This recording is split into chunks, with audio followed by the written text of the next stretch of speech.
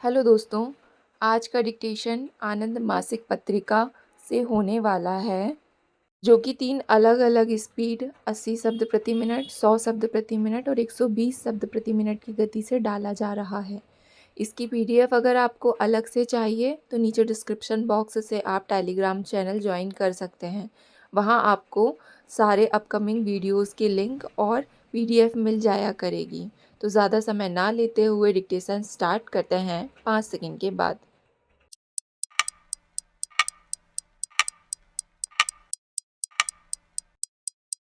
Start. महोदय, मैं समझता हूँ कि मुंबई के बारे में जो वास्तव में हमारी प्रमुख कठिनाई है, उनके बारे में महाराष्ट्र वासियों और मुंबई के दूसरे लोगों द्वारा कई दलीलें दी गई हैं। महाराष्ट्र वासियों की दलीलों में काफ़ी ज़ोर है। मुझे इसके बारे में कोई शक नहीं है। दुर्भाग्य से मुझे दूसरों की दलीलों में भी जोर अनुभव होता है। माननीय सदस्यों को ज्ञात है कि काफ़ी विचार विमर्श के बाद कांग्रेस कार्य समिति ने 3 राज्यों का सुझाव दिया था, लेकिन मेरी अपनी राय है कि राज्य पुनर्गठन आयोग द्वारा की गई सिफारिश इन परिस्थितियों में सबसे अच्छी थी। मैं इसे स्वीकार करने के लिए दूसरों को मजबूर नहीं करना चाहता। महाराष्ट्र वासियों, गुजरातियों और दूसरे लोगों को वहाँ रहना है, इसलिए उन पर अपनी राय थोपने वाला मैं कौन होता हूँ, विशेषकर महाराष्ट्र वासियों पर, जिन्होंने भारत के इतिहास में महत्वपूर्ण भूमिका निभाई है और जिन्हें भविष्य में भी भूमिका निभानी है। पंजाब के मामले पर विचार कीजिए। लोग एक भाषी और द्विभाषी राज्यों की बात करते हैं। मैं किसी भाषा को जो महत्व देता हूँ, उस पर पहले ही बल दे चुका हूँ और पंजाब के संबंध में मैं पंजाबी भाषा को जो महत्व देता हूँ, उस पर बल देना चाहता हूँ। मैं इसे महत्व देता हूँ क्योंकि इस बात के अलावा कि बहुत से या सारे सिख इसे चाहते हैं, मैं यह नहीं समझ पाता कि हिंदी भाषी लोगों को क्यों आपत्ति होनी चाहिए।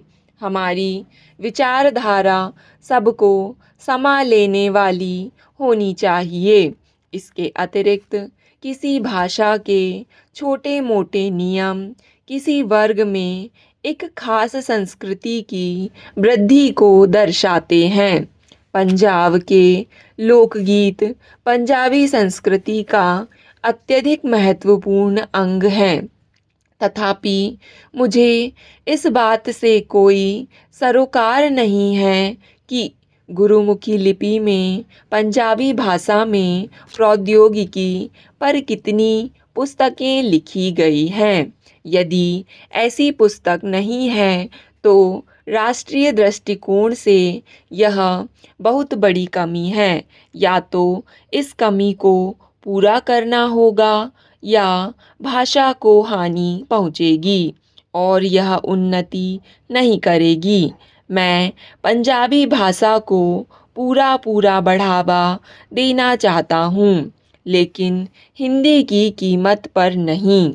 हिंदी की कीमत पर इसके होने का प्रश्न ही नहीं उठता। हिंदी हर तरह से इतनी मजबूत, व्यापक और शक्तिशाली है कि आगे बढ़ सकती है। दोनों भाषाओं को एक दूसरे के साथ सहयोग करना चाहिए। एक भाषा द्वारा दूसरी भाषा को निकाल बाहर फेंकने का यह पूरा दृष्टिकोण ही गलत है। इसलिए मैंने इस भाषाई प्रश्न पर बल दिया है।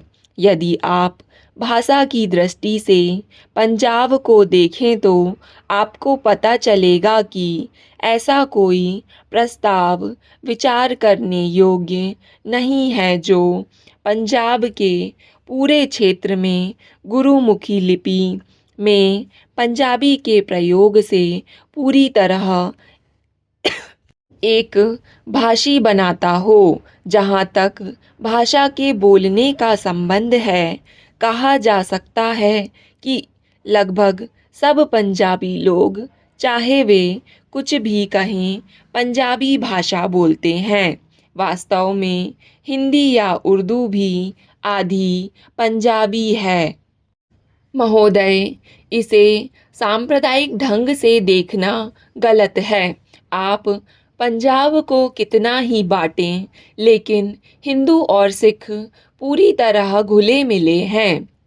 आप एक को 45% और दूसरे को 55% या एक को 30% और दूसरे को 70% आदि बना सकते हैं, लेकिन आप इस मूल्य तथ्य को नहीं बदल सकते कि हर गांव में दोनों आपस में पूरी तरह घुले मिले हैं।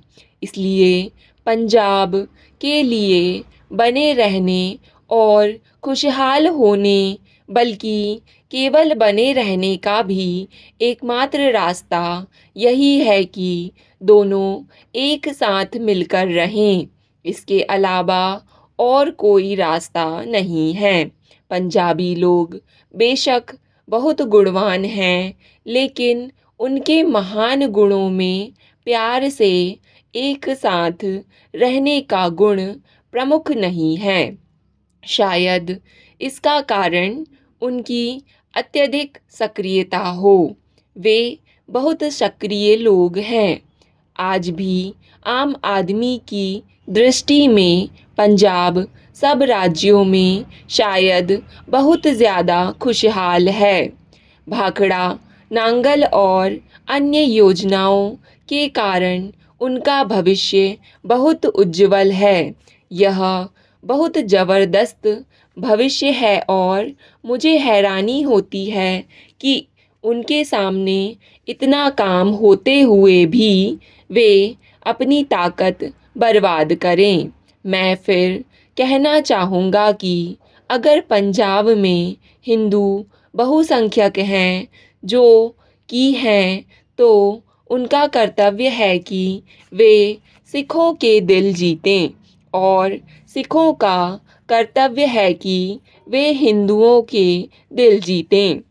मैं कहना चाहूँगा कि एक दूसरे का विरोध करना, अड़ंगा मारने की कोशिश करना और एक दूसरे को कमज़ोर करना समझदारी की राजनीति नहीं है। यह तो नासमझी है और हमें भारत में इससे बाहर निकलना है। अपनी बात समाप्त करने से पहले मैं दो एक बातें और कहना चाहूँगा। हमें इन सब मामलों पर अपने आर्थिक विकास और दूसरी पंचवर्षीय योजना आदि की दृष्टि से विचार करना होगा। दूसरी पंचवर्षीय योजना तैयार करते समय लगभग प्रत्येक जिले के विकास का प्रयत्न किया गया है, ताकि यदि कोई जिला दूसरे क्षेत्र में चला जाए तो उसके विकास पर अधिक प्रभाव नहीं पड़ेगा।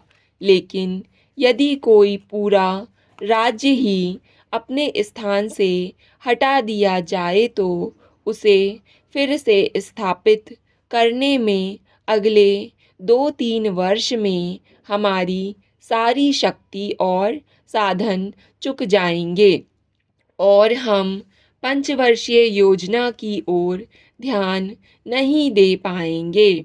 मैंने जितना अधिक इसके बारे में सोचा है, उतना ही मैं उस चीज़ की ओर आकर्षित हुआ हूँ जिसे पहले अस्वीकृत कर दिया करता था और जो मेरे विचार से अब बिल्कुल व्यावहारिक नहीं है। यह चीज़ है भाषा का ध्यान किए बिना भारत का 4-5 या 6 मुख्य वर्गों में विभाजन। लेकिन मैं हमेशा उन क्षेत्रों की सीमाओं को महत्व देते हुए कहता हूँ कि मैं यह कार्रवाई किसी भाषा को दबाने के लिए नहीं, बल्कि उसे बढ़ावा देने के लिए चाहता हूँ। मुझे डर है कि यह कुछ कठिन है। हम दूसरी दिशा में काफ़ी आगे तक बढ़ चुके हैं, लेकिन मैं सदन के विचारार्थ उसका एक अपेक्षाकृत कमज़ोर रूप रखना चाहता हूँ। स्टॉप। डिक्टेशन पसंद आए तो वीडियो को लाइक तथा चैनल को सब्सक्राइब ज़रूर करें। धन्यवाद।